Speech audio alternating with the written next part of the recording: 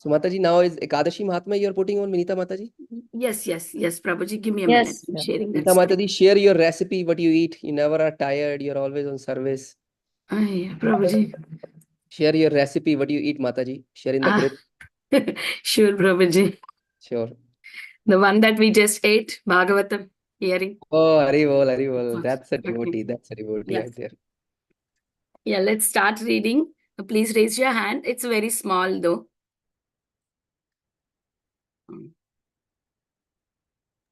Yeah. Param Bhavani Shama Mataji, you can start, Mataji, please. Hare Krishna Mataji, thank you so much for the opportunity.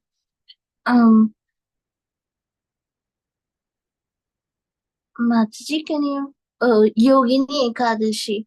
Yudhishthir Maharaj said, O Supreme Lord, I have heard the glories of the Nirjala Ekadashi, which occurs during the light fortnight of the month Yeshtha, May and June. Now I wish to hear from you about the Suddha Ekadashi that occurs during the dark fortnight of the month Ashadha, June and July. Kindly describe me all about it in detail, O killer of Madhu Demon Madhusudana. Hare Krishna Mataji. Now, who else raised their hand next? Please go ahead. I see Anita Mataji. Go ahead, Mataji. Hare Krishna. So it's from Now I Wish or the Supreme Lord? Okay. The Supreme Lord Shri Krishna then replied, O King, I shall indeed tell you about the best of all fasting days, the Ekadashi, that comes during the dark part of the month of Ashada. Famous as Yogini Ekadasi, it removes all kinds of sinful reactions and awards supreme liberation. Oldest of kings, this Ekadashi delivers people who are drowning in the vast ocean of material existence and transports them to the shore of the spiritual world. In all the three worlds, it is the chief of all sacred fasting days. I shall now reveal this truth to you by narrating a history recounted in the Puranas. Thank you, Mataji. Shamagori Mataji, go ahead, Mataji. Yeah, the king. The king of Alakpuri, Kuvera, the treasurer of the Devas, demigods, was a steadfast devotee of Lord Shiva. He employed a servant named Hemamali as his personal gardener. Hemamali, a yaksha like Kuvera, was very lustfully attracted to his gorgeous wife, Sarupa Sarupavati, who had large and enchanting eyes. Himali's daily duty was to visit Mansarovar lake and bring back flowers for his master Kuvera, which he would use them in the puja offering to Lord Shiva. One day after picking the flowers, Hemamali went to his wife instead of returning directly to his master and fulfilling his duty by bringing the flowers for the puja. Absorbed in loving affairs of a bodily nature with his wife, he forgot to return to the abode of Kuvera. O king, while Hemamali was enjoying with his wife, Kuvera had begun to worship Lord Shiva, and as normal in his palace, as soon and soon discovered that there were no flowers ready to be offered in the Vidya Puja. The lack of such an important item, upachara, angered the great Koshad Yaksha, treasurer of the Devas, even more, and he asked a Yaksha manager. Why has a dirty-hearted Hemamali not come with the daily offering of flowers? Go find out the exact reason and report back to me in person with your findings.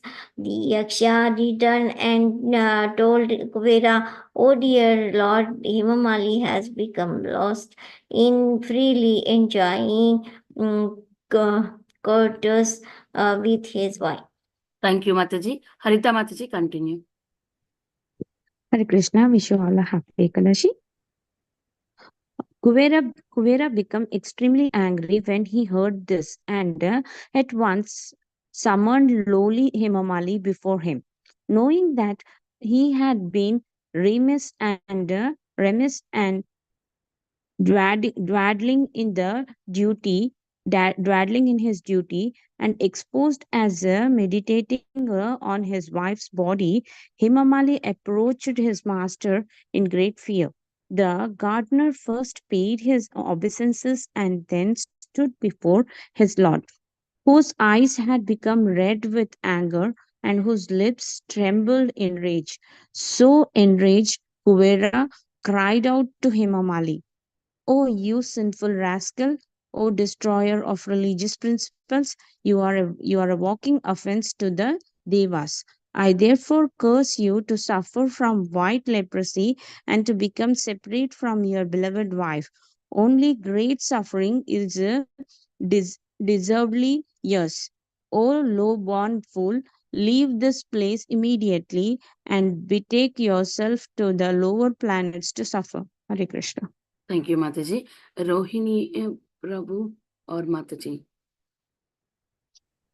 Hare Krishna Mataji. And so Hema Malini fell at once from grace in Alkapuri and became ill with the terrible affliction of white leprosy. He awoke in a dense and fearful forest where there was nothing to eat or drink. Thus he passed his days in misery, unable to sleep at night due to pain. He suffered in both winter and summer season. But because he continued to worship Lord Shiva himself with faith, his consciousness remained purely fixed and steady. Although implicated by great sin and its attendant reactions, he remembered his past life because of his piety. Shall I continue? Yeah. Balabhadra Kripapam. Hare Krishna. After wandering for some time here and there over mountains and across plains, Himamali eventually came upon the vast expanse of the Himalayan mountain ranges. There he had the wonderful good fortune to come in contact with the great saintly soul Markandeya Rishi, the best of ascetics, whose duration of life is to said extends to 7 of the days of Brahma. Markandeya Rishi was seated peacefully at his ashram, looking as effulgent as a second Brahma. Hemamali, feeling very sinful, stood at a distance from the magnificent sage and offered his humble obeisances and choice prayers. Always interested in the welfare of the others, Markandeya Rishi saw the leper and called him near. "O you, what sort of sinful deeds have you done to earn this dreadful affliction?" Should I continue, Thank you, Mataji? Prabhuji. Thank you, Prabhuji. Vardhana Mataji, please go ahead. Yes, Machit, thank you so much. Hearing this, Hemali painfully and ashamed replied, "Dear sir, I am a Yaksha servant of Lord Kubera, and my name is Hemali. It was my daily service to pick the flowers from the Manasarovar lake for my master's worship of Lord Shiva. But one day I was entangled and was late in returning with the offering because I had become overwhelmed with lusty passion for enjoying bodily pleasure with my wife. When my master discovered why I was lust, he cursed me in a great anger to be as I am before you. Thus I am not bereft of my home, my wife, and my service. But fortunately I have come upon you, and now I hope to receive from you an auspicious benediction. For I know that the devotees such as you are as merciful as the Supreme Lord, Bhakta Vasalya, and always carry the interest of others uppermost in their hearts. That is your nature. Oh, best of sages, please help me. Thank you, Mataji. Yeah. Soften-hearted Markandeya Rishi replied, because of you have told me the truth, I shall tell you about a fast that will benefit you greatly. If you fast on Ekadasi that comes during the dark fourth night of month of Ashada, you will surely be freed from this terrible curse. Hema Malini fell to the ground in complete gratitude and offered him his humble obeisances again and again. But Markandeya Rishi stood there and lifted poor Hema Mali to his filling him with inexpressible happiness. Thus, as the sage had instructed him, Hemamali dutifully observed the Ekadasi fast, and by its influence, he again became a handsome yaksha. Then he returned home, where he lived very happily with his wife. Did someone else also raise hand? No, nobody I raised. Okay. think Lord Sri Krishna concluded, you can readily see, oh Yudhishthira, that fast of Yogini Ekadasi is very powerful and auspicious. Whatever merits one obtained by feeding eight thousands of brahmanas is also obtained simply by observing a strict fast on Yogini Ekadasi. For one who fasts on this sacred Ekadasi, she, Ekadasi Devi, destroys the hips of fast sinful reaction and makes him most pious, O king. Thus I have explained you the purity of Yogini Ekadasi. Thus ends the narration of glories of Ashada Krishna Ekadasi or Yogini Ekadasi from Brahma Vaivarta Purana. Jai. Ekadasi ki jai. Thank you, dear devotees, for staying back and reading the glories of Ekadasi. We'll close the call here. Vanchakalpatarubhyasya kripa sindhubhyam cha patitanam pavanebhyo vaishnavebhyo namo nama. Ananta Koti Vaishnav Vrind ki jai. Srila Prabhupada ki jai. Yay.